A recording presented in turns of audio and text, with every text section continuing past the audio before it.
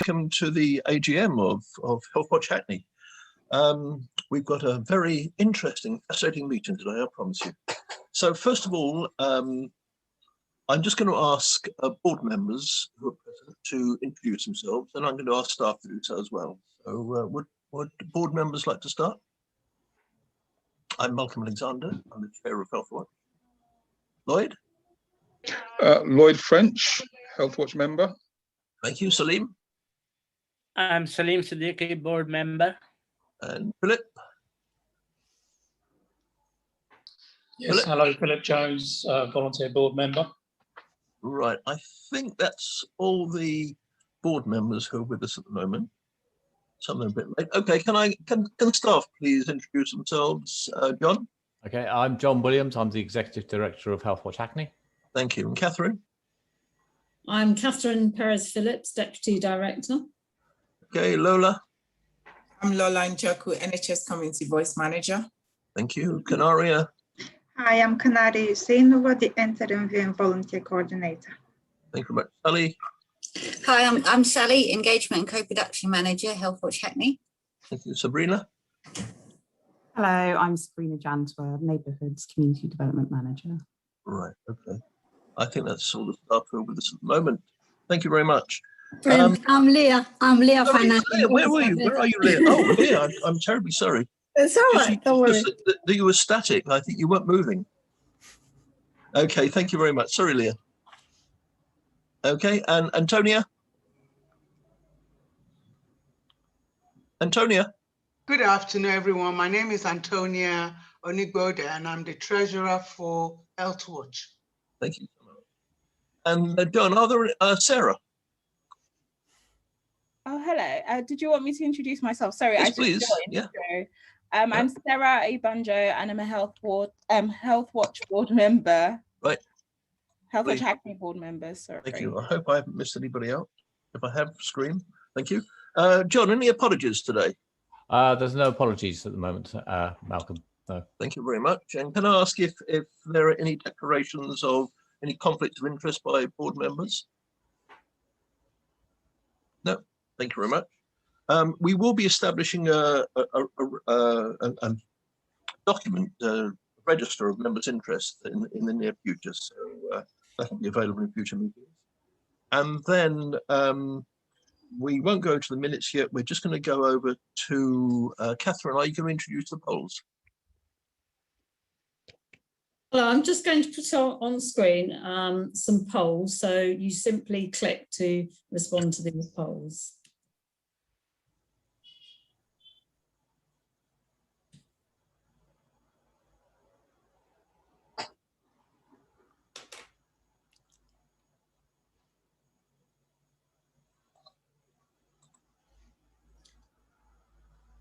Can everyone see them okay? Disappeared. I can see them. No, I can't. They've gone from my screen. I just started. Here they are. Back again. Okay.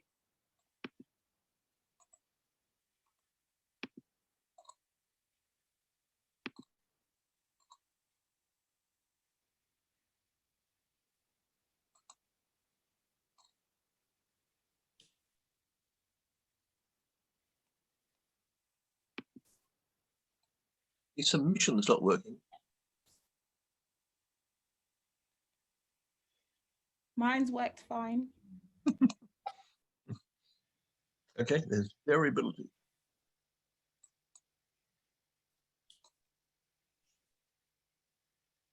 Okay, the results are starting to come in. Can anybody else not submit?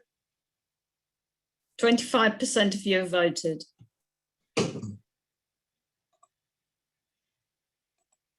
No, I can't submit.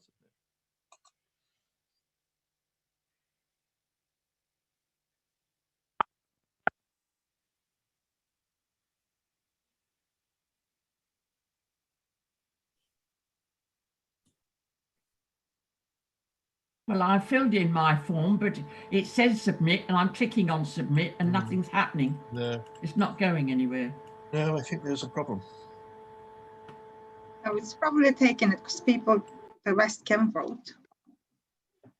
I have that 40% of you have voted now. Yeah. And staff, I don't think are voting, so it may be that we... Why can't I submit then? I don't know.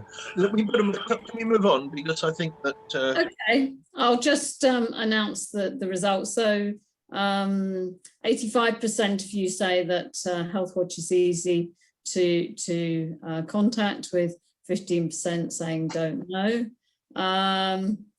The reports, the report which has the highest awareness of is the GP receptionist report at 62%, and the registering with the GP report again at 62%.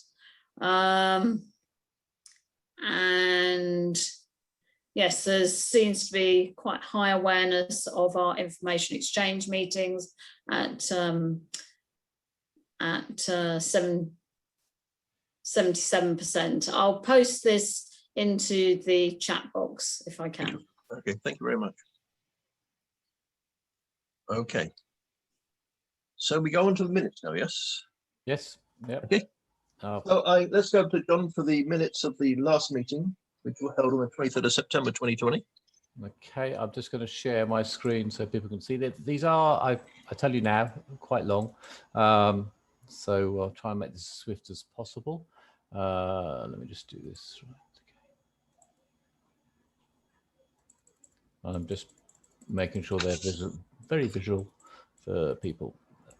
Okay. All right. In has come. And share screen. Okay, so clear that away from me. Can everybody see that? I'm assuming yes. Yeah, okay, thank you, Canaria. Okay, so this is the minute from the last annual general meeting held on the 22nd of September last year. Okay, I'm not going to go into much detail about this. That there were no actions that came out of this meeting, which was kind of quite surprising. But just to kind of go through what we talked about. So we have the chair's report, Malcolm's first year in the chair.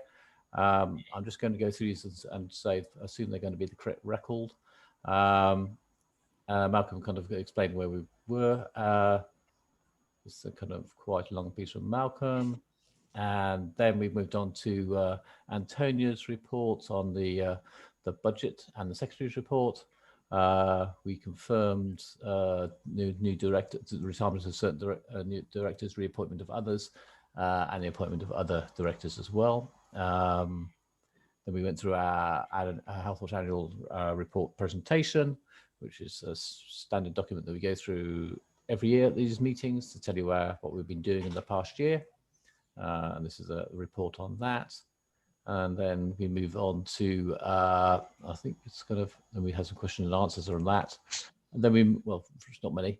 Then we moved on to the kind of the major discussion, which was really on the local response to COVID. As you all know, we're in the midst of we still are in the midst of the pandemic. And we were pleased to have both Chris Lovett and the Mayor, Dr. Ricketts and David Mayer from the CCG to come along and talk to us about what the local response was. And we had a detailed discussion about that on where we were that current, well, back in September last year.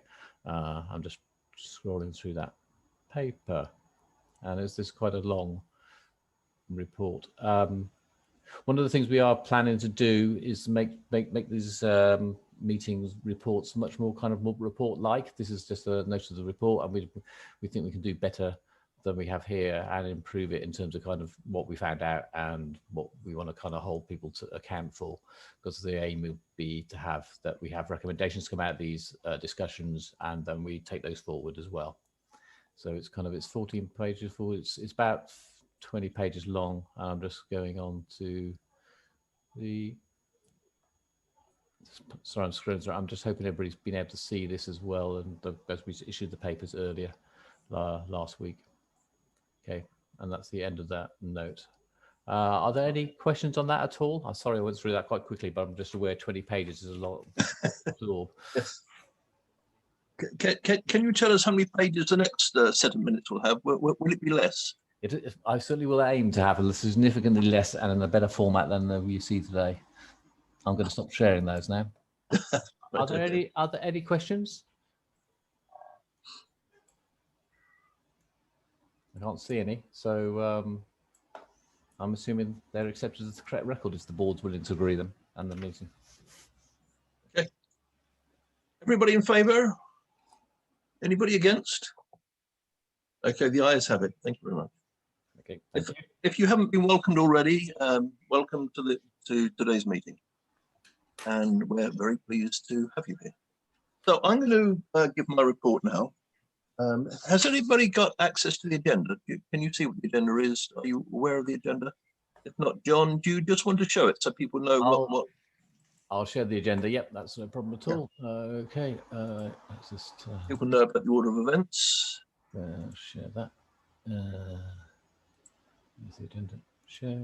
It starts at the end. Let's. Oops, no, sorry, that's the wrong one. This is trouble. I have too many documents open. Let me just stop that share. Apologies. And try again. Right. Okay. So let me just find. Okay, that's the right one. Okay. Here's the agenda. Yep. Thank you very much. Okay, everybody see it. So I'm going to come next with the chair's report. Then there's going to be Antonio's report. So, one thing that I think we need to be aware of, and we might discuss it throughout the meeting, is the rise in the number of patients with COVID who are in the Homerton Hospital at the moment. That's really quite worrying. But I think that might be for later discussion. What I want to say is, I think that the looking at the situation over the past year, although COVID has severely limited a lot of our work, I think that our capacity and our effectiveness as an organisation are growing. And I think we are quite a popular and valued organisation in Hackney. So I think our relationships have developed significantly, and I think people are responding very well to the work that we're doing. But I do think that we need to be more focused on outcomes. So we've done a lot of really good work. The very good process, but I think we need to be much more focused on what we're producing, what we're changing, and how significant those changes are in terms of service improvement. So I think that's something that's going to be fundamental for us to look at over the coming year. We've run a number of really excellent public meetings and produced a number of interesting reports. But I think we do need a really sort of good evidence base to sort of show how those meetings, how those reports are really changing things. So I think looking at that evidence base as a result of our recommendations is something that we will be looking up in much more detail. A sort of good example is the report that we produced recently, not fairly recently, on GP registration. We found that about 70% of local GP practices were not actually following the rules in terms of the registration of patients. And that this was particularly in relation to having to produce evidence of ID and having to produce evidence of address, both of which are not necessary for registration. We are going to do a repeat survey in a few months' time. So we're going to see to what extent GPs and their practice staff are learning from that report and are actually starting to practice in the way which is expected of them by their contract. And of course, one of the really significant things about this is that if the registration process is not working, it means that migrants, for example, might find it very hard to register, which also means they might find it very hard to get vaccination against COVID. So these are really important things. I think one of the things that is really important is when we make recommendations, how organisations respond to them. And one of the things that worries me, for example, is with the Homerton Hospital, where we made a number of very important recommendations last year, and very little has happened in response to those recommendations. We made further recommendations very similar this year to them, and we're still waiting for a response. And these are recommendations that go into their annual quality account. And one of those recommendations, for example, was about the need to transfer ownership of St Leonard's Hospital to the Homerton Hospital, which would then enable them to be able to take a much clearer role in its redevelopment.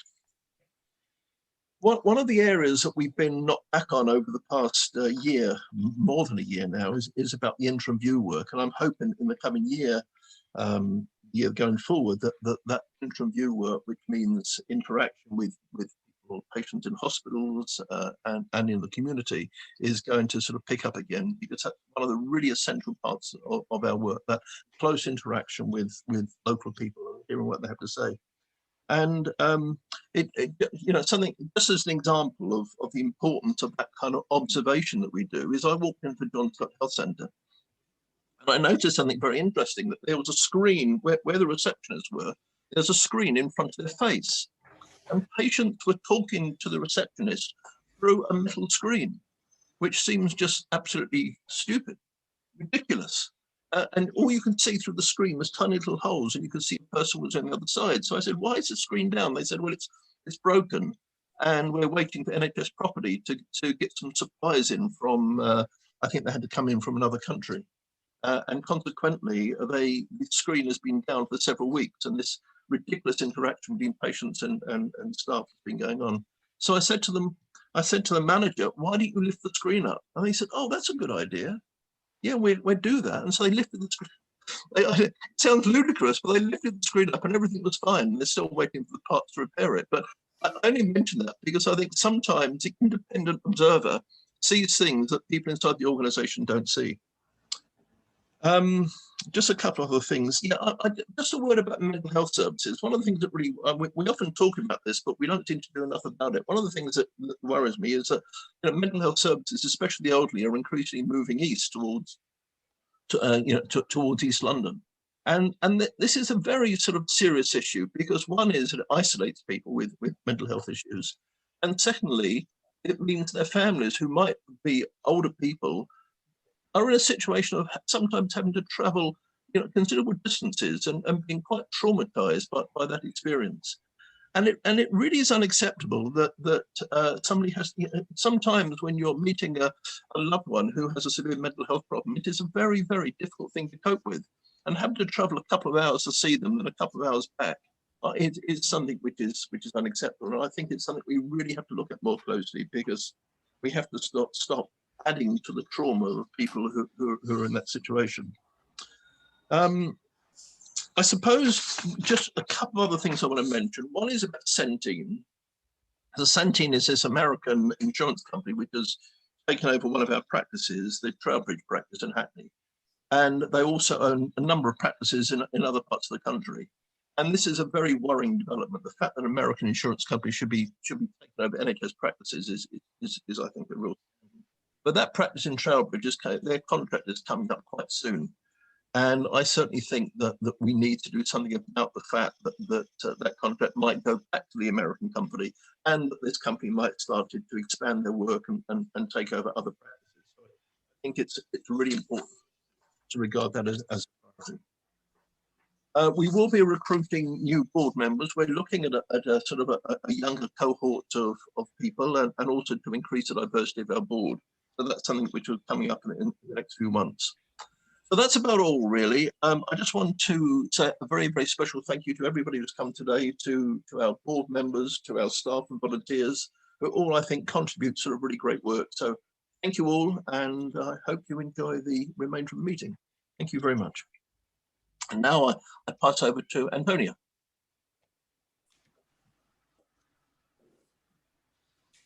Good afternoon, everyone. Welcome to our annual general meeting. I just want to give you a quick brief update on our company status. Healthwatch, as you know, is a company limited by guarantee. We are also a community interest company. Currently, we have 8 directors on the board.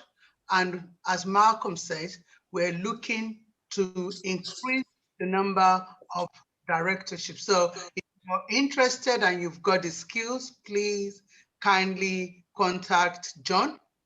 Over the last 12 months, we did not have any resignation, and no new directors were appointed. The governance of the company is up to date. And so I'm glad to say that Healthwatch is ticking the boxes to comply with company law regulation. We're not a charity, so we normally just file our accounts with Companies House. So that's all about our company's governance. I don't know if anyone has any question to ask before I carry on. No. No questions, no. So the next will be me again, which is to present our accounts to you. John, do you want to present that, or does everyone have a copy? I'll put it up for you, Antonia. Okay, let's just do this slideshare. Okay, right. Where are we? Okay, I'm just going to share my screen again. Okay. Share, from the beginning. It should be going into it. There you go. Okay, over to you, Antonia. Can we start with the second slide, because this, sorry for the confusion, that is not a budget. This is the true accounts of the organization. This shows you our accounts from April 2020 to March 2021. And beside it, it's also a comparison of previous year, which is 2019 to 20.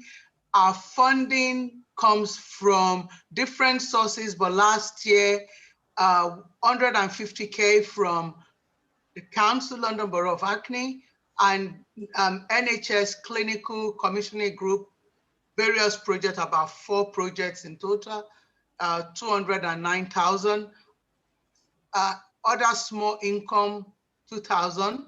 Total income in that financial year was 361,494. And as you can see below, the expenditure is broken down into 4 headings.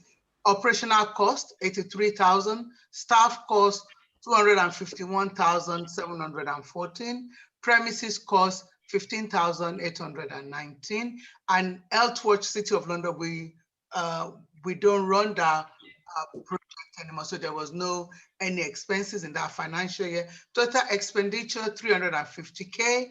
At the end of that financial year, we had a small surplus carry forward into this financial year of £10,000. That's the next slide. Next slide, please.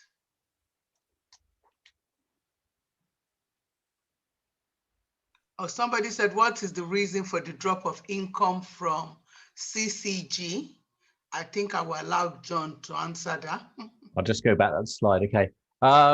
So there was a slight drop in the income from the CCG because we ended a particular project, which is the Involvement Alliance, that ended in November last year. So that kind of reduced our income from the CCG this year.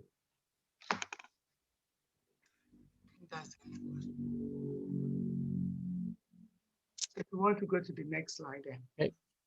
And over the last few months, we've had a review, because the budget that we set for 2021-2022, which is the current financial year, we have a slight deficit for the year. So we ask someone, a forensic accountant, just to check our accounts to just make sure that everything is above board. That was that piece of work was done over the last 2 months, and the report came back with a few changes that we are also implementing at the moment. One of the changes is basically we need to ensure that salaries are matched to each project, so that in the future we know which project is not contributing 100% full recovery. And at the moment, we're currently in dialogue with some of the funders to make sure we get full overheads recovery from them. And also, we also want to open up conversation with London Borough of Hackney to see if we can increase our funding with them. Also, if you go to basically, these are some of the key recommendations. Accounts prepared on a monthly basis by project. We normally do it on a quarterly basis.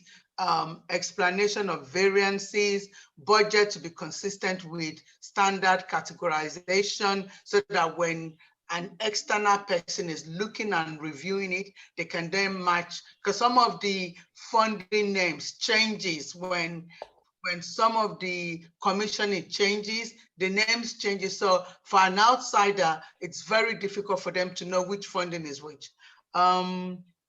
And then the third point there says any multiple year funding to our future years income posted to deferred account and release when it's needed.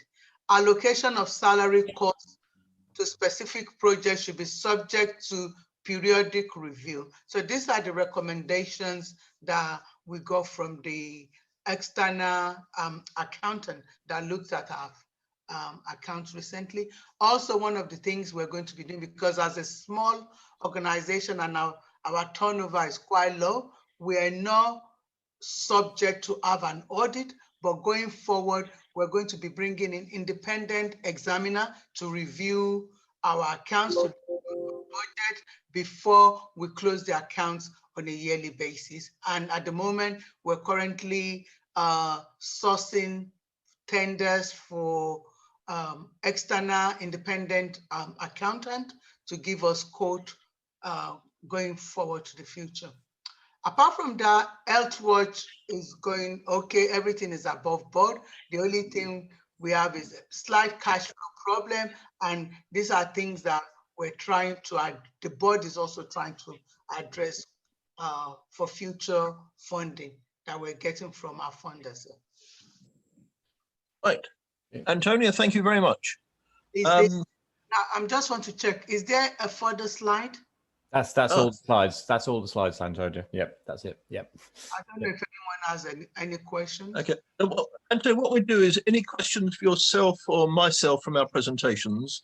I just want to mention that there was a comment in the comment box. Where's it? Sorry.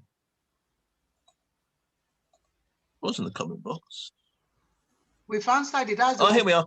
Yeah, sorry. This is the one that says about this is from Caroline Deal. I agree. Read the move of mental health beds away from the Homerton. Hackney health governors have been constantly challenging this. And also Caroline says, great to be here. Congratulations, got annual report. Okay. So we have Patricia Charlesworth who would like to raise a question. Thank you, Malcolm. That's kind. Yeah, the the presentation you just went through about the accounts, the one before you shut down. What does that mean? Because I don't know what that means. Let me bring it up again as well so we can see it. Let's show my screen. It's the second to the last slide. Yeah. Okay, let's bring it up again. Let's do it from the beginning. Oops. Yep. What's happened there? The blank screen for some reason. There you go. So that one, yeah. Yeah. What does TAUB is? What does it mean? Oh, right. That's the accountant's surname. So there was a firm called Michael Taub Associates who carried out the audit, Patricia. So that's so they're the Taub key group recommendations, and on the next page was the recommendation actually from the board. So the board, in addition to what Michael Taub was recommending, wanted to do these things as well. Right. Oops, sorry. Okay. Yeah. Can we? It might be a good idea if you actually put in what that is, because I might not be the only person that doesn't know what it means. Yeah. Well, I'll do in the minutes. What I'll do in the note, Patricia, I'll make sure it's clear that it's Michael Taub Associates making the recommendations. Thank you. Thank you. Thank you so much. Other questions, please? Go on, ask a question. There must be somebody who's got a question. Okay, Caroline, thank you. You're on. Let me unmute. Yeah. Okay. So I don't know if this is the right time to ask about sort of future funding. I think there's such a key role for Healthwatch, for Hackney Healthwatch, because there's going to be the focus on the neighbourhoods, the 8 neighbourhoods, and then there's the focus on the integrated care stuff across the whole of North East London. But that leaves a sort of gap for Hackney, actually, and nobody's looking at, there's no longer a Hackney CCG or anything. So I wondered whether you can use the excuse of that to reinforce the importance of Hackney Healthwatch, to get extra funding, either from Hackney Council or from the neighbourhoods. I don't know if they have budgets to share, or from Marie Gabriel's team at the Integrated Care, just because who else is representing Hackney people, apart from the council itself, in our interests in health? I don't know. So I would have thought that that's a really good case for support to get funding. Good. Thank you very much for that. Thank you, Caroline. Shirley McGrath. Shirley? Yes, thank you. You mentioned COVID patients at the Homerton. Did you say that's going to be discussed somewhere else on the agenda? No, I said it might be in the court. I mean, I think maybe during the discussion on the annual report is probably sort of a good time to take that one, because it's going to come up then. Okay, I'll come back on that then. Thank you so much, Shirley. Terry Stewart. Hi, Malcolm. Yeah, my major concern in terms of finance and budgetary plans for the future is following on from what the person who spoke before, Shirley, and that is future plans for funding, because there seems to be a lot of the infrastructure disappearing locally, and we're left with nothing but the process. Now, if we're to improve the process, and it's going to become acutely difficult for us to manage that. And in terms of putting into place some sort of a local infrastructure that will enable us to deliver as a Healthwatch, then I think there's a serious need for a fundraiser or a strategy for funding that's really important. Yeah. I think it's a very good idea, especially in view of the fact that, the redevelopment of St Leonard's Hospital will be a major aspiration over the next sort of few years. And without additional resources, I think that's going to be very hard for us to participate into the level that we'd require. So yeah, I think we've really got to think about how we can increase our funding. Can I also comment, Malcolm, as well? Because I think that both Caroline and Terry raising a really important issue for us as an organisation, that we have sufficient funding to actually achieve what we want to achieve.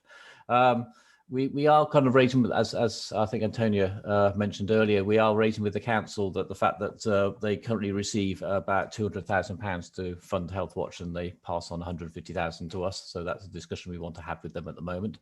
We're also in renegotiation with the CCG on our contracts with them as well, as they have shifted into a regional body away from a local body. And that's actually kind of pulling together hopefully all our contracts. And we intend to kind of, as Antonia was talking about earlier as well, we intend to recover full costs on those and making sure that we're fully covering our costs, because we have been concerned that we have been achieving full cost recovery everywhere. So we are pushing on that. And more widely, we are seeing shifts. Obviously, the money is going regional, and so it's now regionally funded, the CCG. We have been given reassurance that the local system will be continued to be funded at the level it is at the moment, and that includes our funding as well.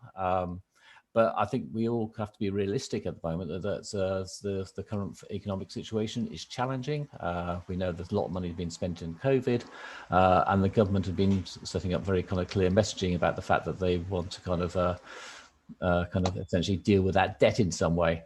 So I think at the moment it's kind of, I think the next year I'm feeling we should be okay, but I think it's challenging across the sector, particularly for the voluntary sector, particularly for charities. I think they're going to be really struggling over the next couple of years once the COVID money disappears. So I think it's, and the point that Terry was making about infrastructure, I think that's going to be struggling as well. So there are some real major challenges coming up for the finances.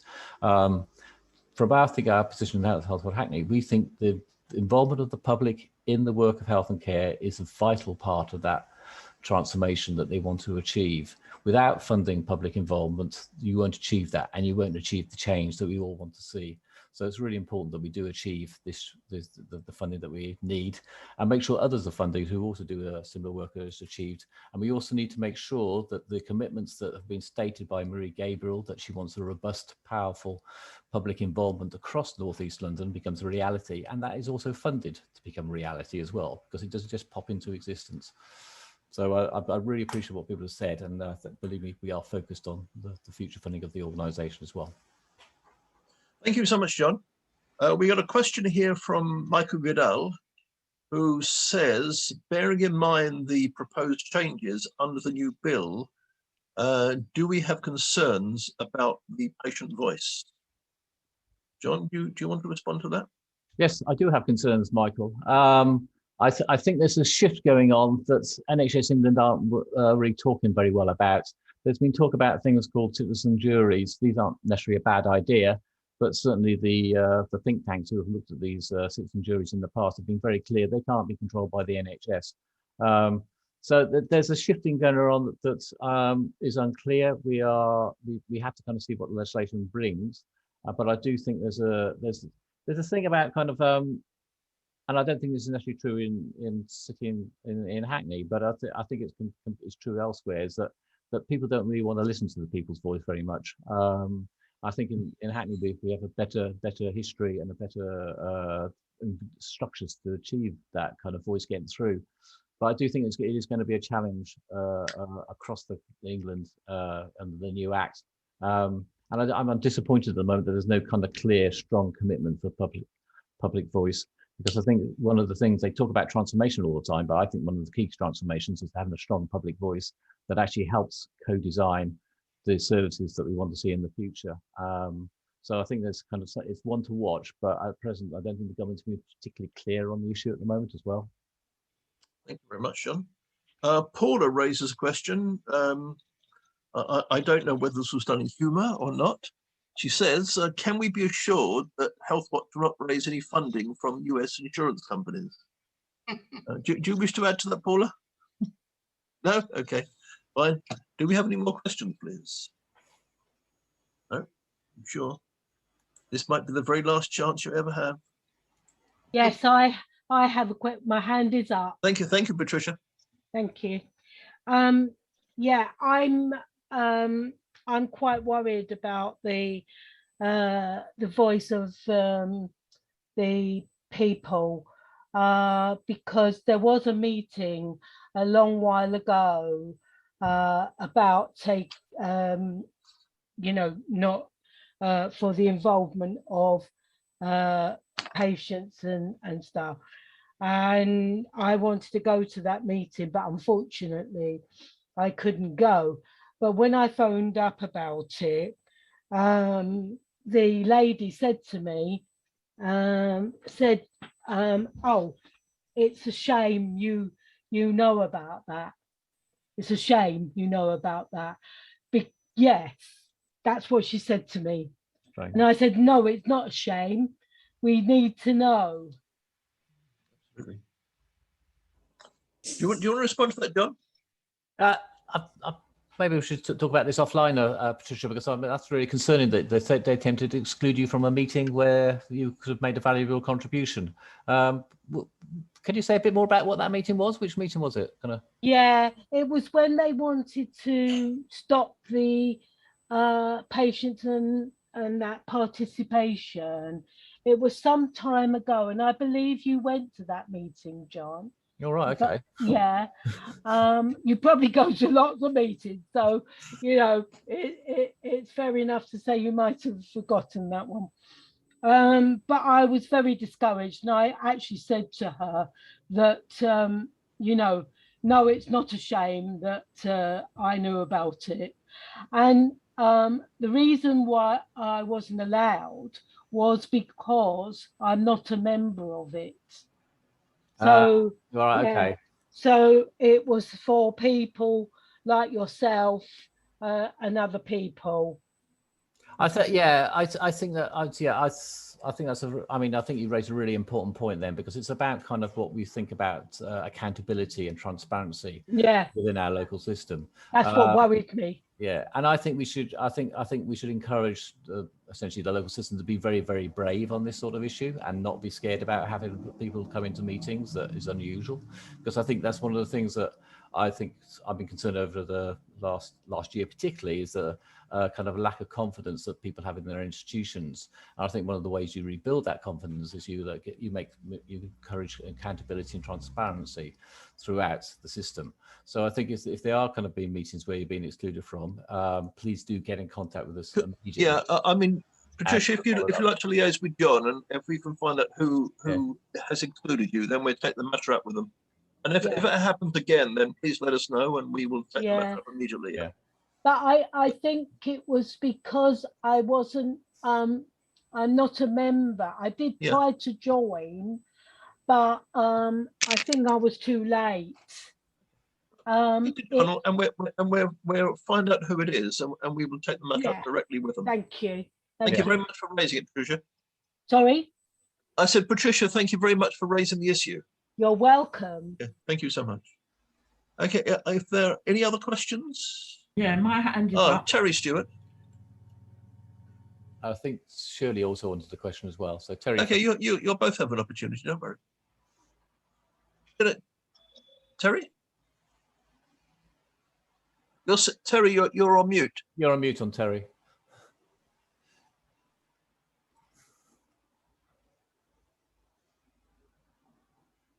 There you go. That's not very often Terry's on mute. Anyway, well said. A response to the last contribution.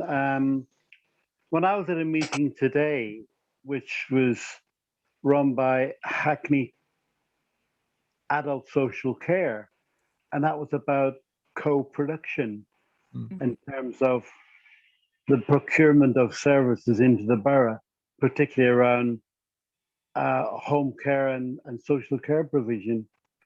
And those avenues are still open for people. And I would urge anyone to engage, because unless we are there, then our interest will not be taken up, because I know we're complaining about American companies coming in and taking over our surgeries. But if you go to Hackney Council, a lot of the social services and service and care provision are actually subcontracted out to organizations and private companies. And we really do need to watch them and keep an eye on it, and to make sure that, okay, they're not American, but you know, a private company is a private company, and the bottom line is profit rather than people. Okay. Thank you very much for that. Shirley. Shirley, do you wish to raise a question? Yes, thank you. No, just a couple of things about your report that I remembered. One is that you didn't mention. Sorry, which report? Your report that you gave. Okay. You didn't mention what has been mentioned before recently about Healthwatch becoming or moving towards being a membership organisation. You haven't said whether any decisions have been made or discussed, or how you can go forward into people joining Healthwatch. And I until I can hear arguments against, I think it's really important that people should be joining Healthwatch, and that it should be made possible for them to do that. So that's one point. And the other thing is that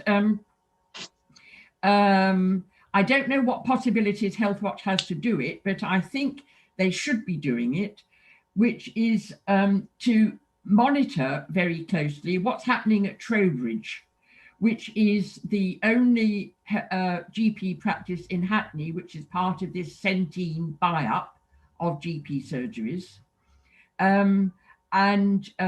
Not only should they be monitoring very carefully what's happening there, and getting response from the staff, the GPs in the practice, and obviously the patients and carers of patients and service users and so on.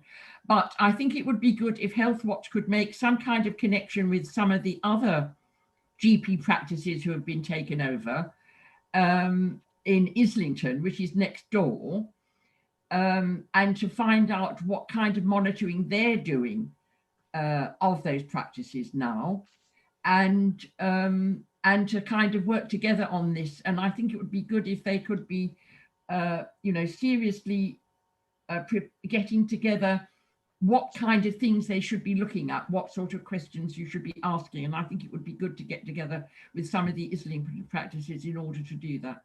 Okay, thank you so much, Shirley. On the first question, we don't have membership, we have supporters and we have volunteers. Happy to put the question to our next board meeting about membership, but it's just not something that we do at the moment, and we'd have to sort of consider whether there was a case for having a formal membership. On the issue of Trowbridge, I'm going to pass it over to John, because John has been talking to the CCG about process of the involvement of patients at Trowbridge in the future decisions about who's going to own that premises. So, John, can you respond to that, please?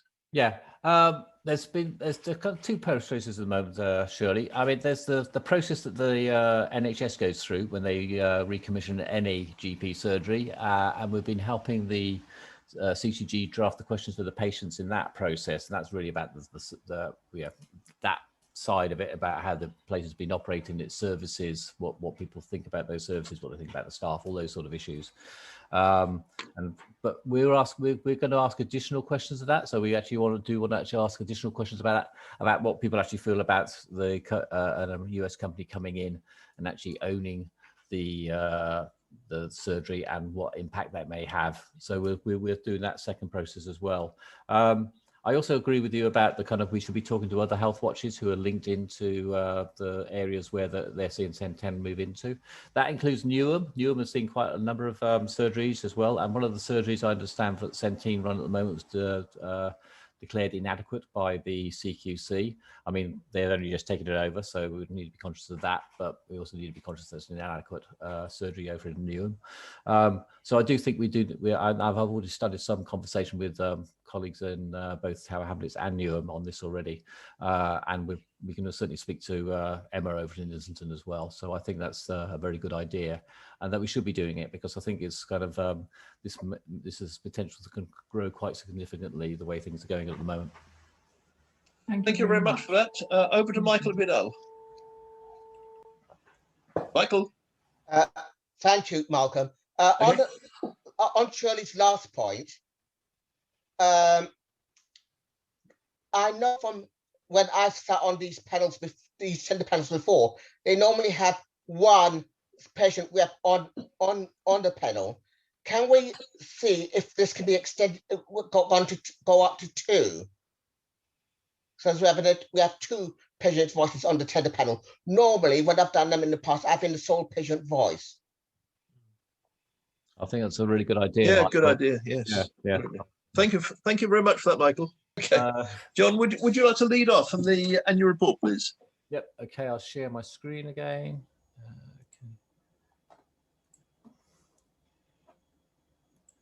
Okay, it's my screen. I don't know why that's there. Okay. Okay, so this is the presentation on our annual report from last year.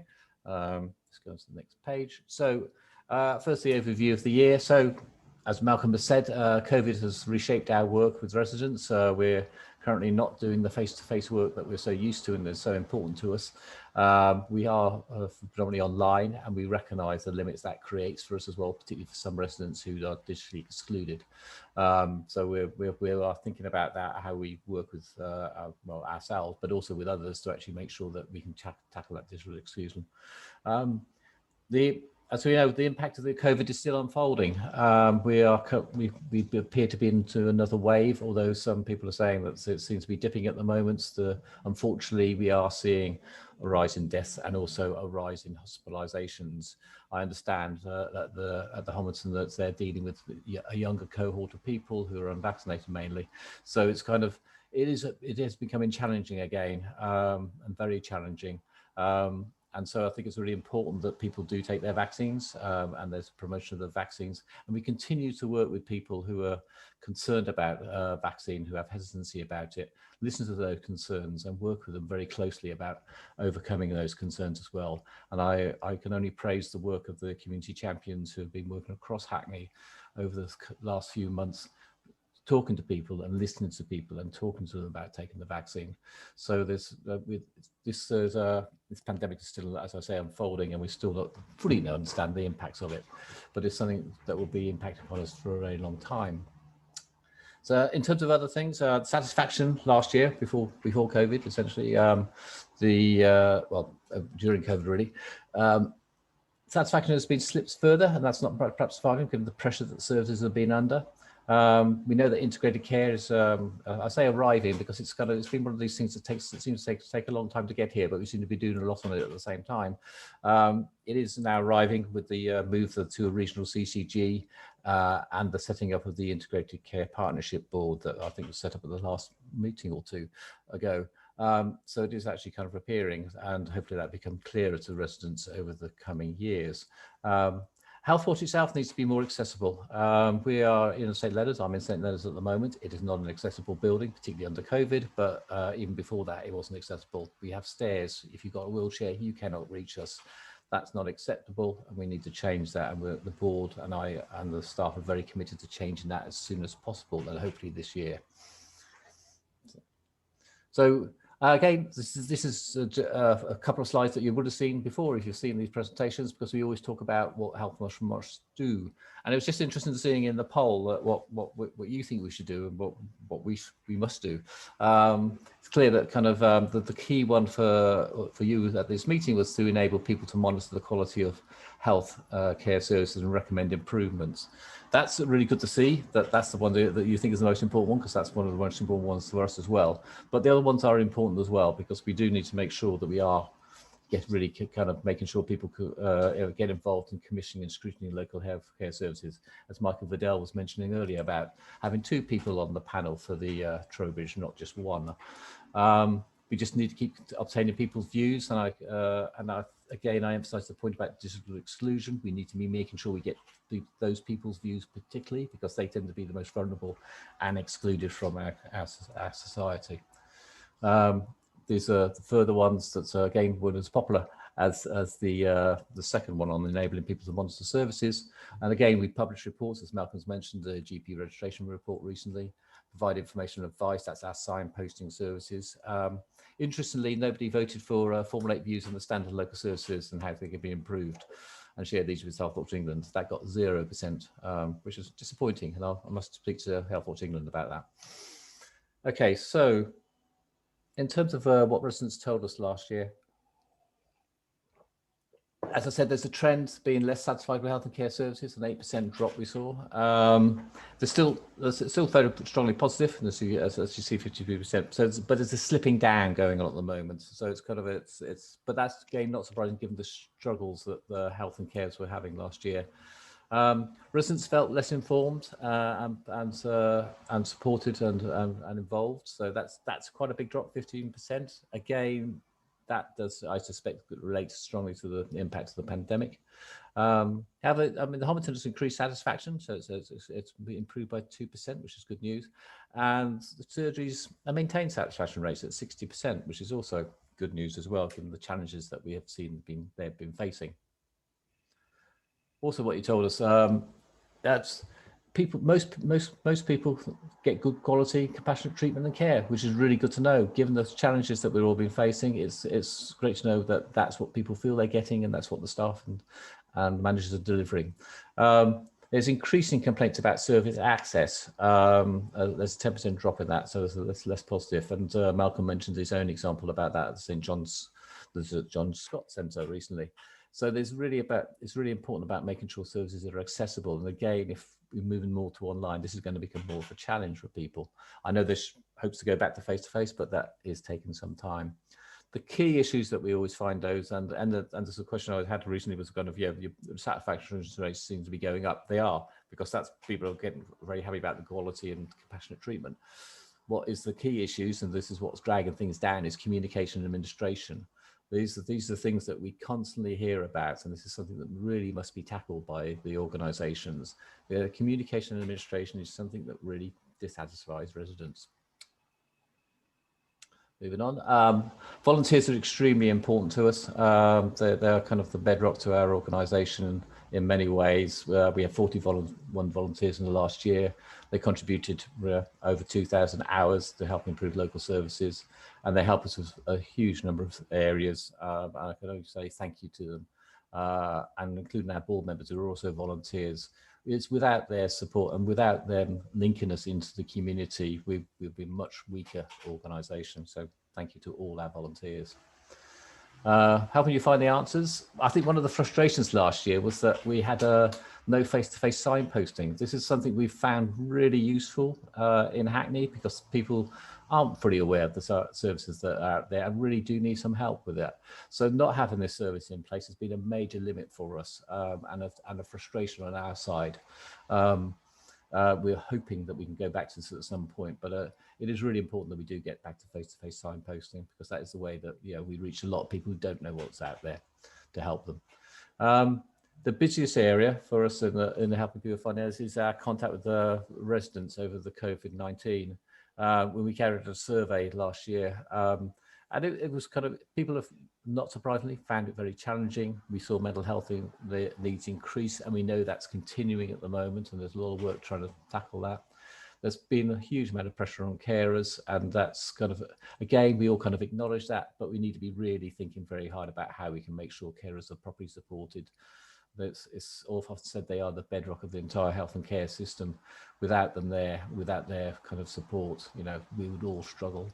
And again, one of the issues we also picked up was parents found homeschooling a challenge for them as well. And so getting to schools is really quite an important thing. And finally, on this slide is the Hackney Complaints Charter, which has been, I think, a very good way of actually explaining to local people about what rights and responsibilities they have around complaints in Hackney. We did a review this year with the Health and Wellbeing Board support, and I think on the whole, everybody's still very supported. I think one of the things we were frustrated about, that people aren't sent the booklet that we produced, because that really informs them of their rights, and we want to make sure that all our partners do that. We also managed to produce new versions for GPs and dentists. We would like to all combine it into one charter, but unfortunately the GPs and dentists want their own separate ones, and so we decided to be facilitating to that. Giving voice to the residents. Malcolm's already mentioned the GP's reception survey, but I've already mentioned our COVID survey.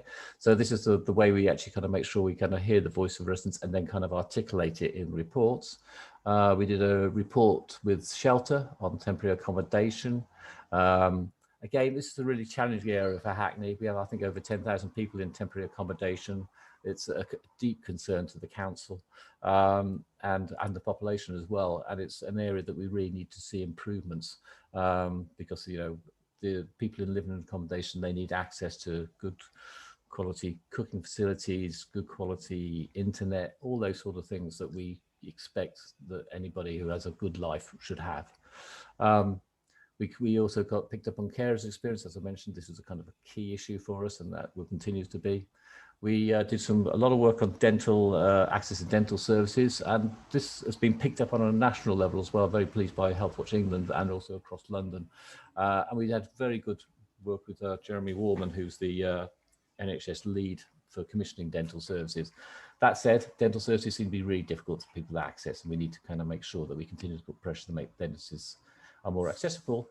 And ideally, we would like to see dentists run by the regional CCG as opposed to being funded nationally. That would give a lot more kind of influence there. Malcolm's mentioned the receptionist report, so I won't go into that again. But I think one of the things that I've been really pleased about over the last year is the creation of the information exchange meetings and the Healthwatch board's meetings moving into public discussions. This has really allowed us to kind of raise a lot more issues and talk about things. I think the key thing there is we start making sure we produce reports out of this. We're doing it with the information exchange meetings, not so well with the board meetings.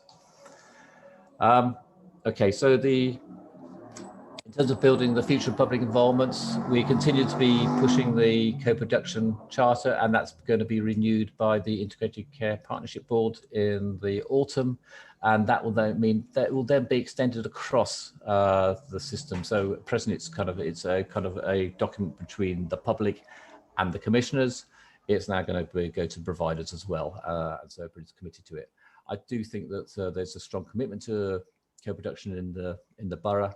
And I'm particularly kind of impressed with the way the council's been doing work, and Terry mentioned earlier about their co-production around the home care service. But I do think we probably need to be doing more of this as opposed to talking about it. Integrated care, as I mentioned already, is arriving, and it's going to be a change in services, and we need to be making sure people are involved in that. We have public representatives across the integrated care system. We want to bring more public representatives in to make sure there's a real public's eye on what's going on in integrated care, and that it's properly accountable and transparent. Linked to that is the work in the neighbourhoods, and so there's a major piece of work about kind of bringing more services into the neighbourhoods. I think one of our frustrations here is that it hasn't been properly launched. I was in a meeting today where there was talk about how actually doing this in the autumn properly. I'm really pleased about that because people need to understand what's happening in this area.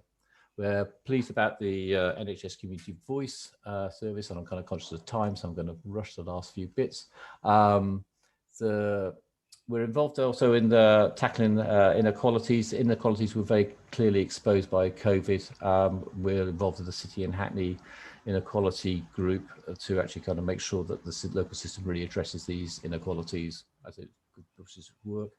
Mentioned the digital divide, and Malcolm's going to talk about St Leonard's now, so I'm not going to talk about it anymore.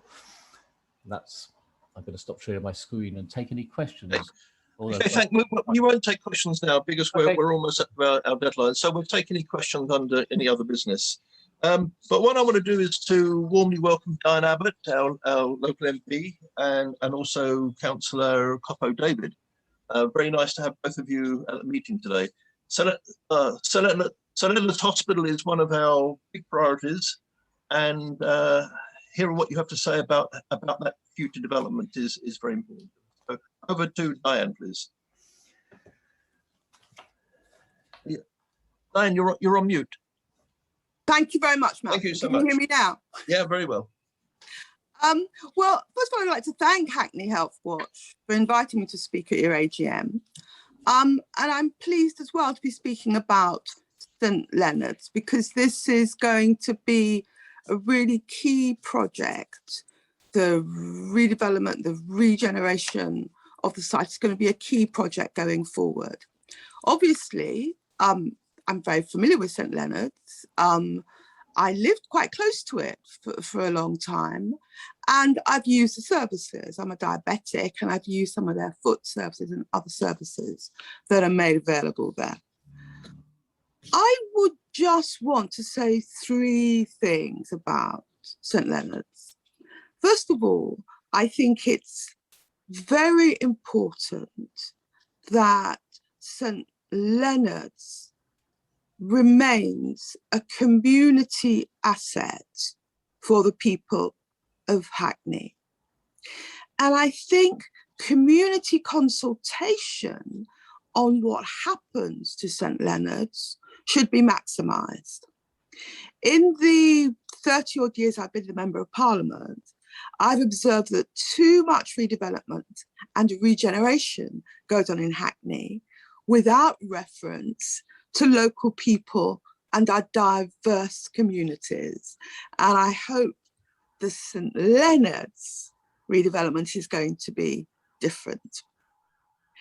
There's a lot of discussion about what should be done with the site. Obviously, it's a listed building, and some of the facade must remain. I would imagine that any redevelopment would involve some housing. But I would want to stress that any housing provided on the redeveloped site should be social housing, the kind of housing that ordinary people in Hackney can actually afford. What it shouldn't be, I know that will be tempting for people trying to make the sums add up, but what any housing on the site should not be is private sector development too expensive for local people. I repeat, we've seen too much of that in Hackney in recent decades. So social housing, affordable housing, but it should remain a community asset, and it should remain a site which very largely is about the provision of health and social services. The other thing that I wanted to say is that we don't want the government to see it merely as a capital asset. The arrangements for St Leonard's, by which it technically belongs to a private company, makes it possible that the government could step in and see it as a capital asset which can be sold to maximise the return. But I think that ideally St Leonard should be transferred to the Homerton, which we know the legislation allows, and I think would be a better and safer option than leaving it with the private company which currently owns the site. So we want it to stay a community asset. We want any housing to be social housing, and it should not marginalise healthcare and social provision on the site. And ideally, it should be transferred to the Homerton. St Leonard's is one of the gems of Hackney. It needs a degree of refurbishment, but potentially it's a very impressive building. It's wonderfully located for transport and the communications. It's a gem. It should be treated like a gem. We need to move forward as quickly as we can with the plans for St Leonard's, and we should always keep the community, both the community that have worked to save St Leonard's in the first place as a hospital, the community that work there, and the community all around it. We should always keep the community to the forefront of our minds. We cannot lose St Leonard's to the dictates of financial pressures and private developers. It's a great asset, and I'm happy to support Hackney Healthwatch in fighting to make sure it's an asset that ordinary people in Hackney continue to benefit from. Thank you very much, Malcolm, for inviting me to. Okay, thank you so much, Diane. What I suggest is we can take questions for you now, and then we'll invite Kofo David to speak. Any questions, please, for Diane at this stage?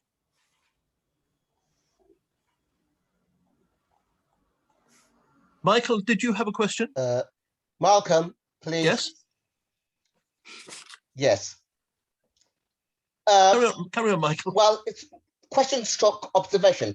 I'm at a meeting tomorrow morning where St Leonard's is actually on the agenda to be discussed, and it's an update on the position. I can give some comfort to the honourable member in as much as very little of what she says disagrees with the current working options that we have for St Leonard's. I would, however, caution one thing.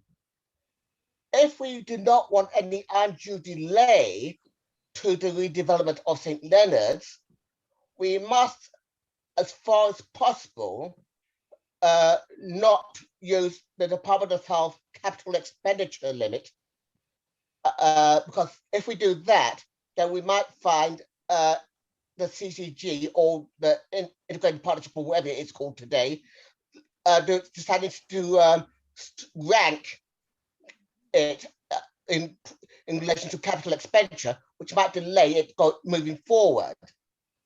That being the case, I don't think any guarantee can be given with regards to any type of housing, but the preference is likely to be for social and affordable housing, but we cannot at this stage rule out private housing. Well, that's very interesting, but I understand the point about delay, but I would say that private housing that people roundabout cannot afford should be ruled out. That is my view. But when I take your view about the legal situation and so forth, but I think it would be a great shame and would be very unpopular with local people if part of a site which has been devoted to healthcare for so many years, all the way back, if part of that site was turned over to expensive private housing. Okay, thank you very much. Patricia Charlesworth, you have a question on St. Leonard's? Patricia? Yeah, yes, I do. I couldn't unmute myself, sorry. Sorry. I don't have a question on St. Leonard's, but what I do have a question about, and I had my hand up for quite a while. Yeah, we're only doing St. Leonard's at the moment. Right. If you have another question, we'll take that afterwards. Right, okay. Yeah. Okay. Terry Stewart and then Shirley McGrath. Terry? You're on mute again, Terry. Yeah. He's off. Okay, Terry, you're off. Yeah, I'm a bit concerned the terminology has just been used, social housing and affordable housing. Well, if you build a house and its cost is £1,500,000 and you got someone that can afford that, then for them that's affordable housing.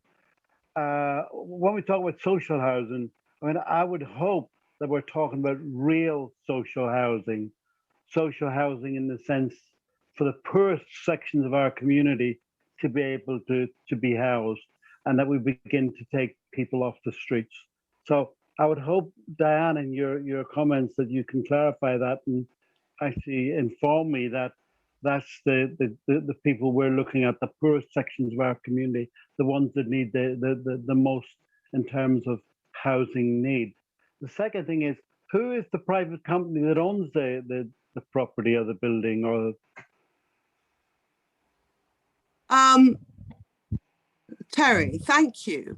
I think I made it reasonably clear that I was talking about social housing that ordinary people in Hackney could afford. And that is people that you are talking about. I thought I made it reasonably clear that I wasn't talking about housing that was out reach, which was not within the pockets of ordinary people in Hackney. And if I didn't make that clear, I'm making it clear now. The private sector company, I can't remember the name, I don't know if Malcolm or your chair can remember the name. It's NHS Property Services Limited. Yes, there you are. NHS Property Services Limited. But although it sounds like it's part of the public sector, it's actually a private company, and that's why I described it as a private company. Yeah. Thank you very much. Shirley. Thank you. And thank you for the presentation, Diana. But would you be in...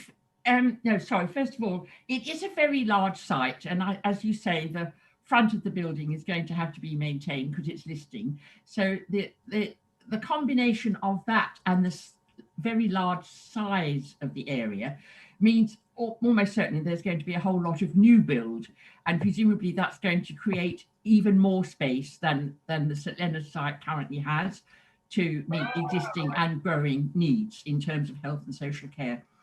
But would you be in favour of an absolute limit on car parking space in terms of it being available only for disabled visitors and staff, so that there is no car parking space whatsoever for the public to use, the public in general, unless they're disabled?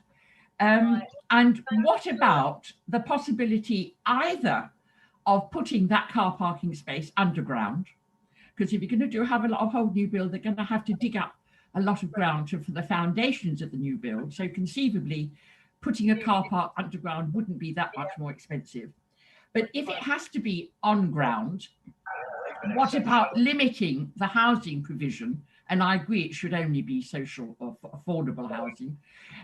What about putting that housing on top of the car park, building over the car park with houses? Okay, thank you very much, Shirley.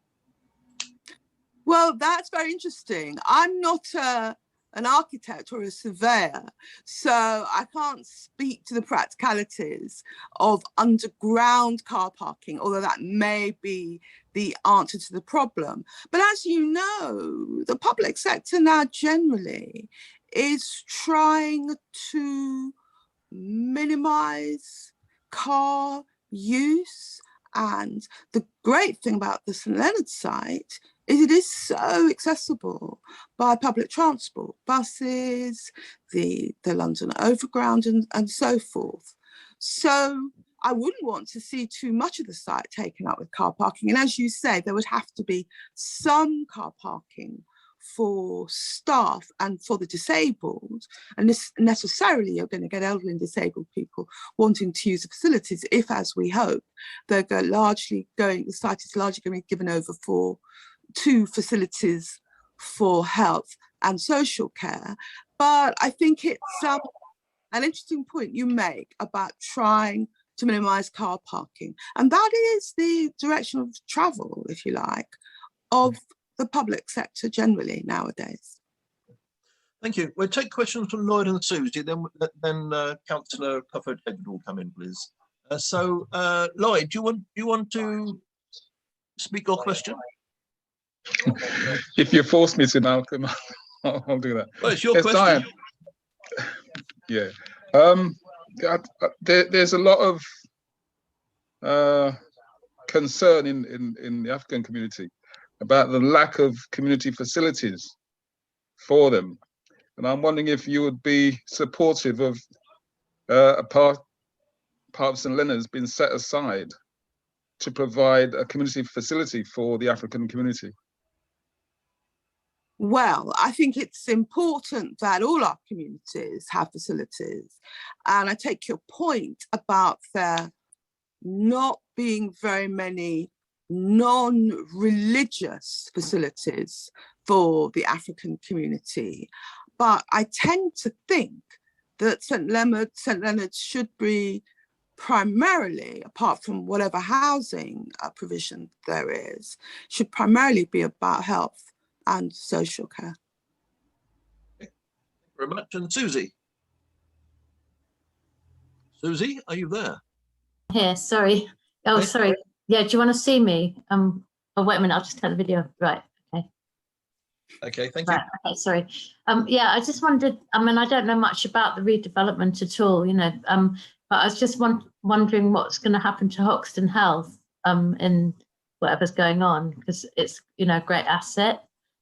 And, you know, it's the only place you can, in Hackney where you could sort of, well, I know of that, where you can get complementary therapies around the NHS. And it's a separate charity, but it's sort of part of the place. So I was just wondering, and also with COVID, I think there's an incredible need for it. So, well, with everything, you know. So just wondering what Diane thought of, knew about that or. Well, I think it's a very important point. I'm not aware of any threat to the future of that facility, but probably Hackney Healthwatch would know more than me, actually. So maybe one of the board members or Malcolm will be able to contribute on that.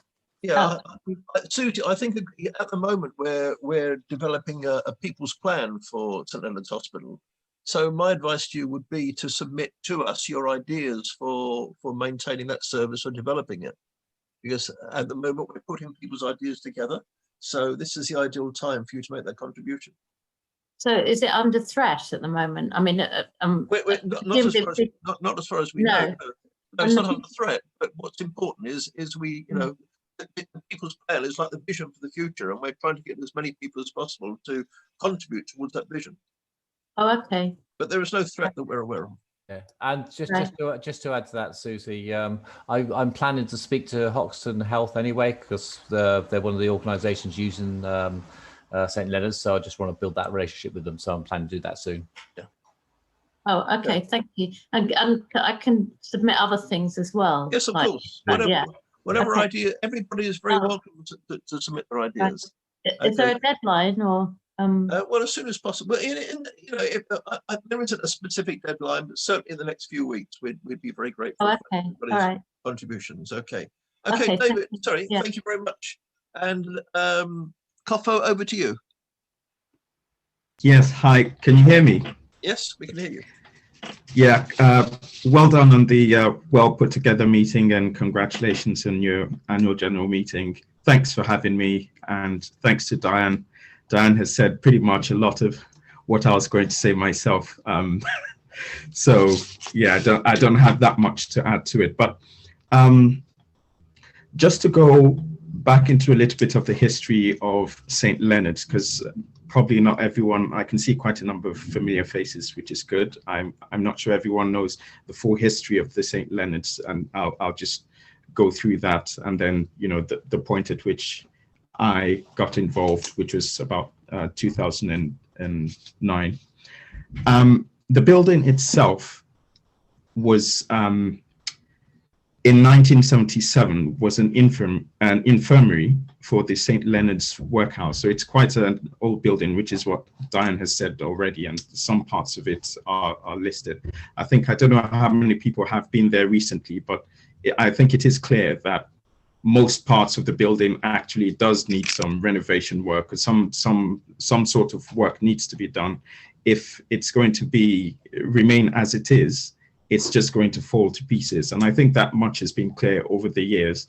There's always been some kind of effort to either renovate the place or do something about it. I think there was one in 1934. There was another one in 1984. I think 1984 was when it ceased to be an acute hospital with an A&E, and then it was, you know, kind of gradually, should I say, decommissioned into how it is now, where it provides, you know, minimal services here and there. But it used to be a full acute hospital. I think it was the first hospital to receive casualties during the Blitz of the Second World War. So yeah, moving forward fast forward to today, where we're at, I think the first time I got involved with St Leonard's was 2009, when I was a governor in the East London NHS Foundation Trust. At that time, there was a plan which the trust wanted to take over St Leonard's and then redevelop it, as many parts of it as could have been done. And that was 2009. At that point, permission was being sought from the Mayor of London, because the Mayor of London was the one who, at that moment, you know, we required permission from the Mayor of London, you know, in the, should I say, development legislation and scheme of things, who had more of the power. But today, as it stands, all that resides with NHS Property Limited, which I think Diane and Malcolm have confirmed as well. So it's a totally different ball game we're facing now from the last attempt in 2009, 2010 to redevelop the place. Back then, the plan was initially to just have it, you know, as a hospital, providing secure mental health facilities and other health services as well. So there wasn't all this issues of, you know, housing and the rest of them. But today, apart from the fact that it's no more, I mean, it's now within the portfolio of that private company, if I could put it that way, there isn't any funds, or there aren't sufficient funds to fund any of all the magnificent things we would like to see there. And that's where the big problem is. In that NHS Property Limited portfolio, it's something which the government can, at any point in time, dip their fingers into there and say, well, we want to knock this off and use, kind of reinvest the money in some other parts of the NHS, maybe build some hospitals somewhere up north in the country. That's how precarious it is at the moment.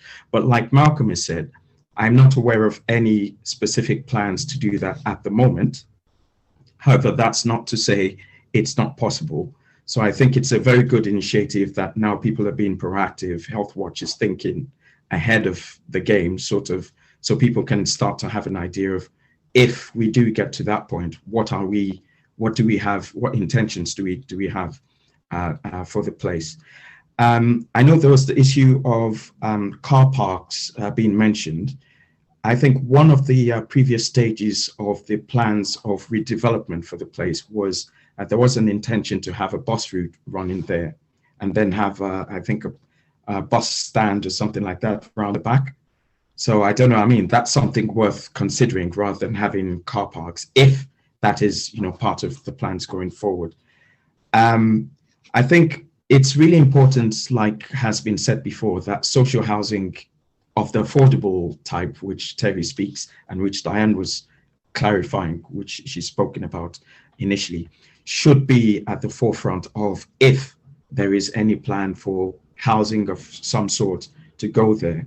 However, we have to be mindful of the fact that there is that funding gap required. So it's either we try to make sure we secure the place as long as we can until we can get funding for a full, kind of NHS provision, or if we're going to go with, say, for example, if we're under pressure and the place becomes precarious, subject to maybe transfer or sales for redevelopment, that we try to maximize what we can from it. At this stage, I don't think, I mean, I'm not speaking on behalf of the council. Let me just make that clear. I'm not here as a spokesperson for the council, so that much should be clear. I don't see it possible that we will have any form of social housing there without a minimal, level of either private housing of some sort, because that's what's going to fund the social housing. What we should be looking for is to make sure that we maximize whatever is being gained from that, provision for developers, if that is the preferred option. But I think we shouldn't close our minds completely to the fact that there might be the need for some sort of private housing provided on that place if we want to have housing provided. But then my personal view is, I think whatever the plans are, there should be scope for providing both housing and health facilities on the site. So some of the facilities which are being provided there are quite essential. I think, like, for example, they do physiotherapy there, and we have physiotherapy in John Scott as well. So it's kind of, I don't know if we have any other part in Hackney where they do physio of that same nature. So if we're kind of closing down every single thing in St. Leonard's, that would mean, for example, for that particular service, the physio, that would mean coming all the way to, or going all the way to John Scott, which is far up in the north. I'm not sure if there's any other place where that level of physio has been provided, but then that's, an example of how important the services there are. Sorry, Malcolm, No, just we have to start to take questions in a moment. Oh, okay. I'll just round up. But then anyway, just to round up the whole thing, it is a very good initiative that people are thinking ahead of what might be the future of this place. But I think we should be open to as many possibilities as there might realistically be.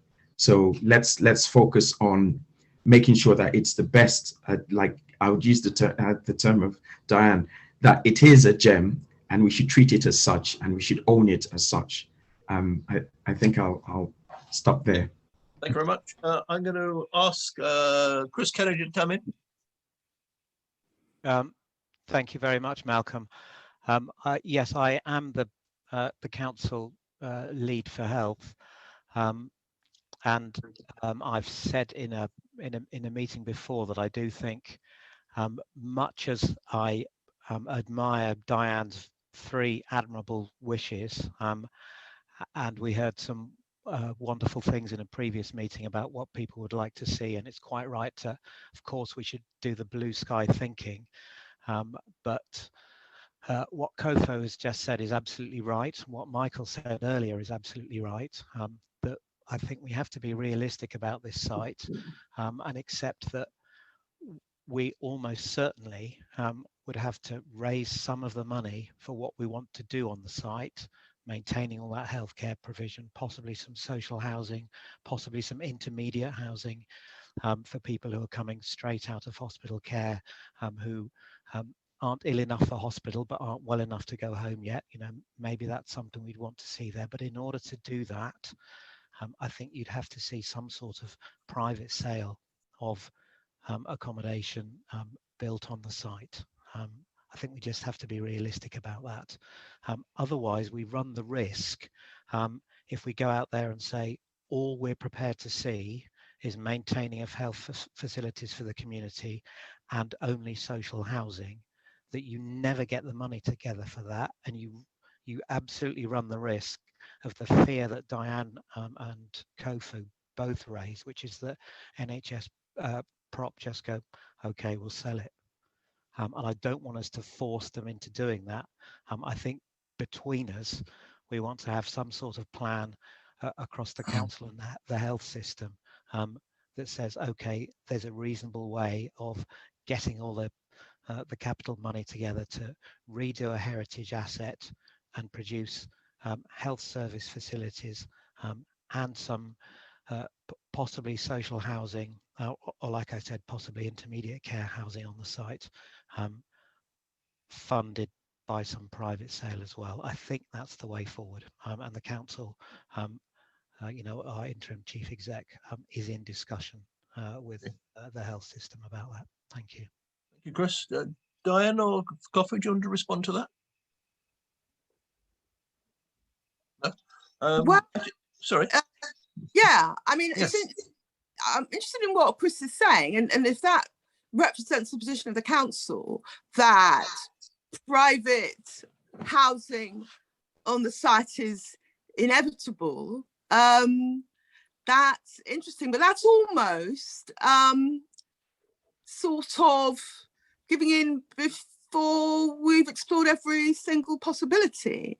I mean, somebody, and I think she may get to speak in a minute, is talking about other sort of structures for the facilities on the site. I do think we should not assume that expensive private housing is a given on that site, and we should explore all the other possibilities. Okay, thank you very much for that. Shirley, would you like to come in now? Yes, please. Did Thank you you- very much. Just a couple of things.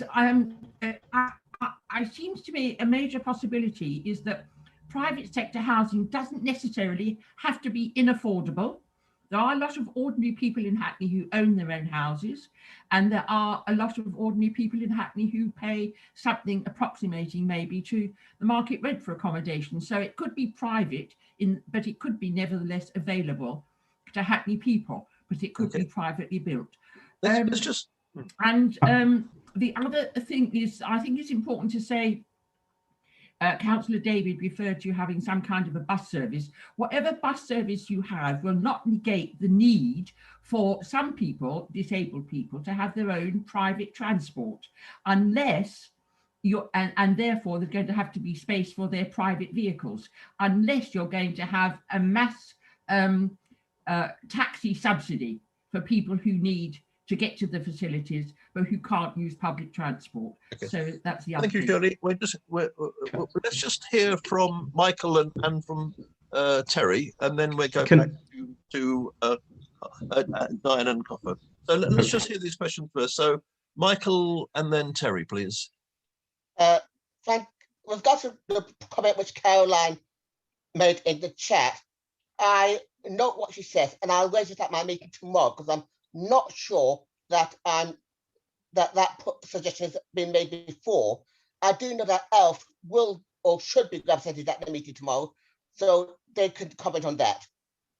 Can I give one assurance to everybody?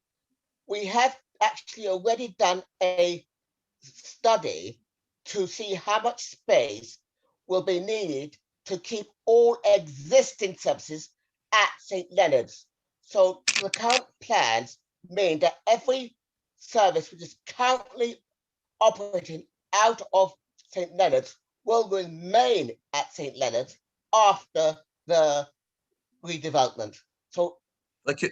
Okay, thank you, Michael. And the comment was, is there not a possibility of a community partnership with a big housing association and with Elft? Right. Let's go over to Terry. Oh, hi. A few points. Chris's point about possibly turning it into some sort of mixed site, one of those being an intermediate treatment unit for residents coming out of hospital. Chris, it kind of makes me laugh when we said about don't close down Median Road. That's exactly what happened. Yes. And here we are coming back a couple of years later with the same plans. But that's all due respect, Chris. And the second point is when we think about the asset of community value, I mean, if you just come out of the St. Leonard's Hospital, cross over Haggerston Road, we've got a swimming bath there, and it's been lying empty for 20 years. And that was initially going to be turned into a health project for the community. Yet again, it's still lying there, it's empty, and nothing's happened to it. My fear, and I'm talking about asset of community value, there's no point in having it, turning it into an asset of community value unless you can actually do something with it. And you can't do anything with it unless you can raise the funds to develop it. Terry, we have to stop there because we're running out of time. Well, just one more point I want to raise is that we're saying about what a wonderful gem it is. I'd like to remind people about the Queen Elizabeth Hospital, Hackney Road, which is also an excellent gem. And it was turned into housing. And of course, none of us can afford to live in it. Thank you so much, Terry. Diane and Tofo, would you like to make some final comments, please? Do you want to go first, Diane? Oh, just to say again, thank you very much for inviting me. This is a really important project, the redevelopment and regeneration of St. Leonard's, probably one of the most important pieces of redevelopment and regeneration, certainly in Hackney North. I take Chris Kennedy's point that we have to reconcile ourselves to private sector development on the site, but I have to tell him that if we lost too much of the health and social care provision that is on St. Leonard's currently and that local people use, including myself actually, that if we on the one hand lost the health and social care provision, but on the other hand people saw it developed with private sector housing that neither they or their children could afford, local people would be quite unhappy. That's all I'll say. Thank you so much, Diane. Coffer? Yes, I'm just going to say that I do know that local residents around the area are very passionate about St. Leonard's, and which is why this meeting is very important. I think one of the things which we faced during the 2009-2010 attempt to renovate the place and to make it a secure mental health facility. I don't know how many people were active at that point, but then there was fierce resistance because of the stigma of mental health. I think now we're beyond the way mental health was being perceived in 2009, 2010 today. Back then, people just didn't want to have a mental health facility located near them. Some people thought it was going to devalue their property and all sorts of things. But now we're in a different place. And I'm thinking one of the ways forward might be to consider if there could be some kind of partnership between the Homerton, because it's a very expensive asset. You know, it's going to be colossal for any individual trust to take it up on their own.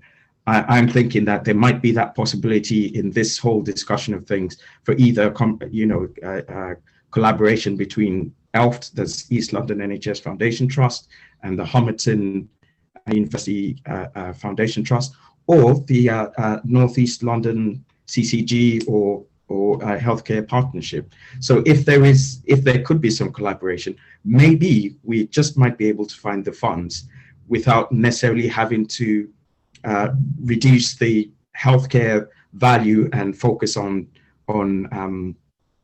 provision of housing of some sort or the other. However, having said that, if there is going to be provision of housing in the scheme of things, I'm not advocating that, but I'm just saying as a plan B, if that is going to be where the funding to maintain the healthcare aspects of things will come from, if we can get a balance of having, this is where the tricky bit is, having a balance of being able to provide, because that's the way it works with development. The developments pay for social housing and shared ownership.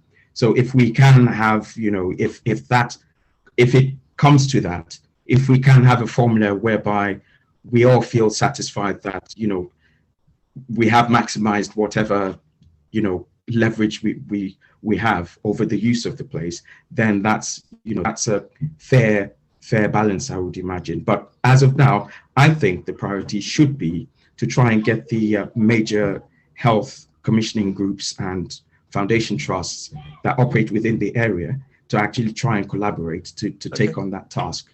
Otherwise, we shouldn't push it into, we shouldn't push the government into a situation where they'll just look at it and see, well, there is no plan for it. Let's just flog it off and, sell it. And Hackney, neither the council nor the health providers will have much of a say if it's sold by the NHS properties. Yeah. Thank you so much. I just wonder, Siobhan, do you want to add anything? Thanks, Malcolm. Yes, I guess you've been very quiet, but I thought you might like. No, I thought it would be best to let other people speak, but I think it's probably right that I do say something at that point, especially just for everybody. Siobhan is one of the leaders of the CCG. Yeah, so I would agree completely that that's the intention would be for us as a local partnership of healthcare providers. So that is the Homerton, ELFT, the GP Confederation, with our partners in the local authority and the City of London, to definitely, the aim is to come up with a plan that we can mutually own and share to redevelop the site in line with how we can fund, and also what people locally need and require. And I would say that our aim is definitely to keep health services on the site. We're at a stage at the moment where we need to take stock of service models, because the pandemic has driven different ways of delivering care.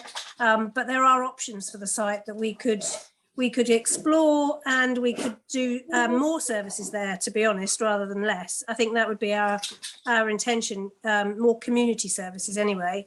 And the whole issue about the housing and the opportunity that presents in terms of creating the capital, that is where we are, I guess, thinking how we could get the best out of both worlds, really.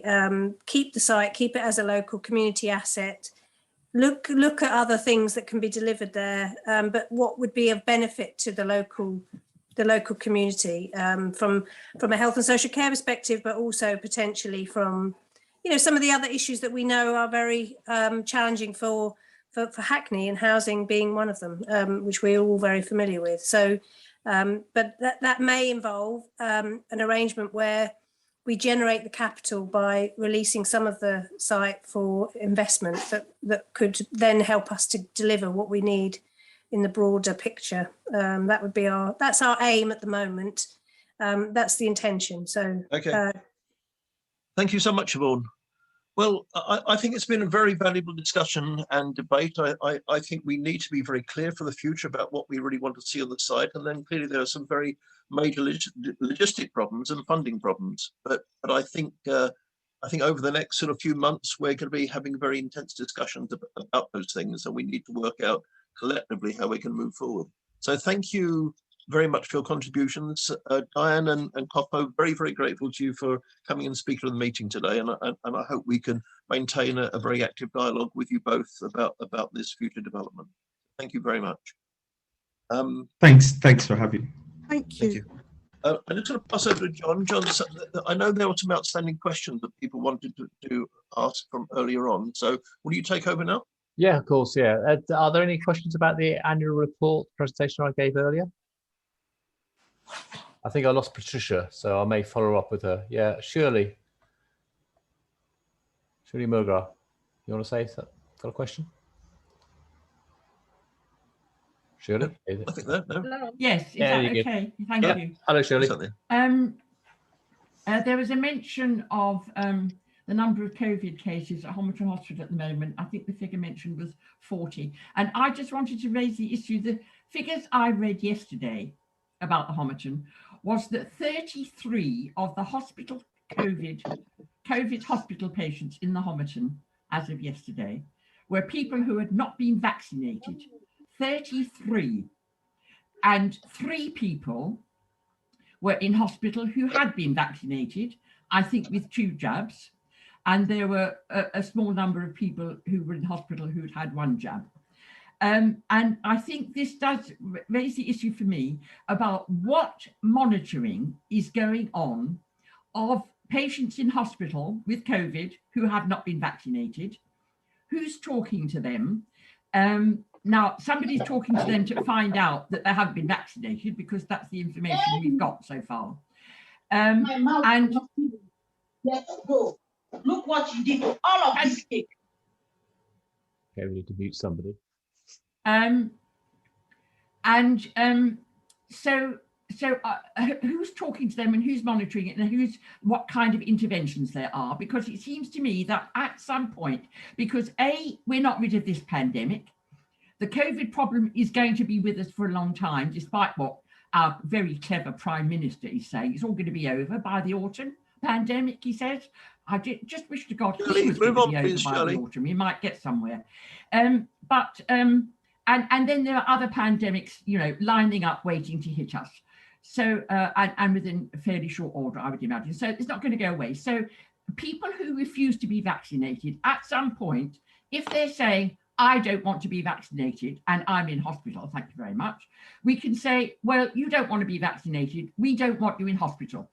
You are denying a bed to not only patients who might be very sick, but who actually took steps to try and prevent themselves being so sick, but you're also denying a bed to the now tens of thousands of people waiting for elective care. And at some point, that issue has to be raised. Thank you very much. At some point, that issue has to be raised. Thank you very much. Susie, and that last question. You're muted, Susie.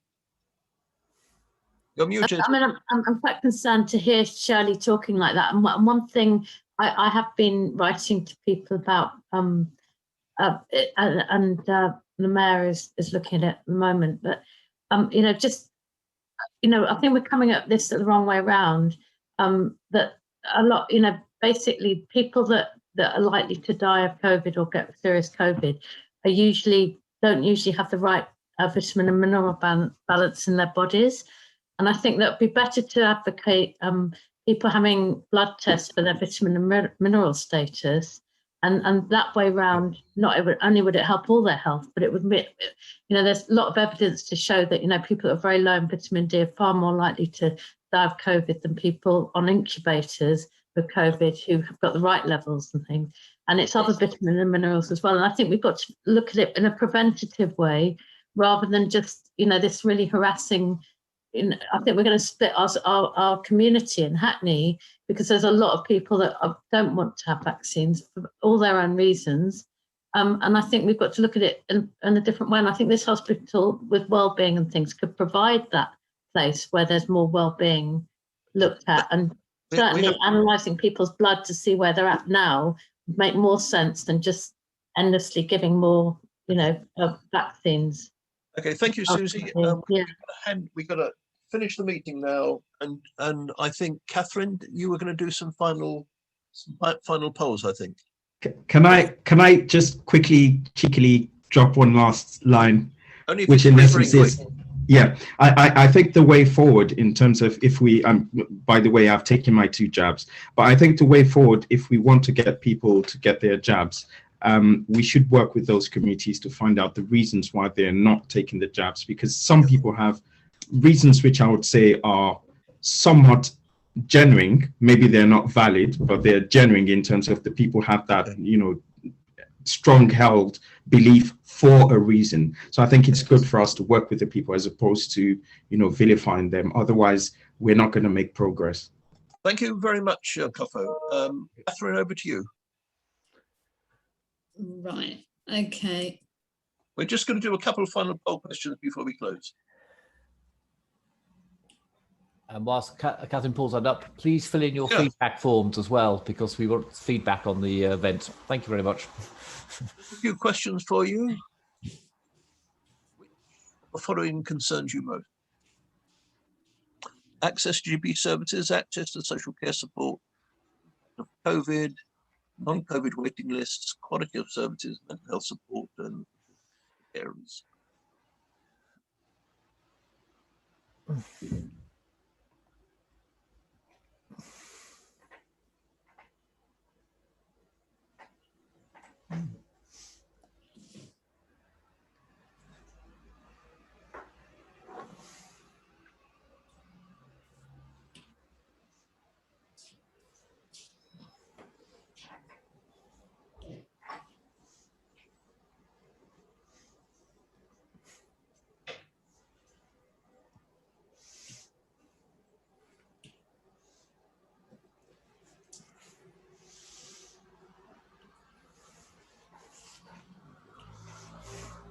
So I hope you can all see the results there, yes? Yeah. Yes, that's very interesting. That is very interesting. So what's happened to parity of esteem then between mental and physical health? Yeah, that's a good point. Nothing. Is there another one as well, Catherine? I believe that's it. Okay, then we can just first of all, let me thank everybody for their contributions, which have been absolutely brilliant. And please stay involved, stay in touch, and please contribute your ideas to the development of St Leonard's Hospital, please, for the people's plan. And I think, John, you just want to do the feedback form. Yeah, please. Yeah, we have sent you. We should be sending you a feedback form. Please complete it and tell us about how the event went, because we need to learn from this and make sure that we improve these events in future. And thank you all very much for your time and your support. And I wish you all the best for this evening and the future. Okay. Have a lovely evening, everybody. Okay, thank you. Bye-bye. Thank you. Bye.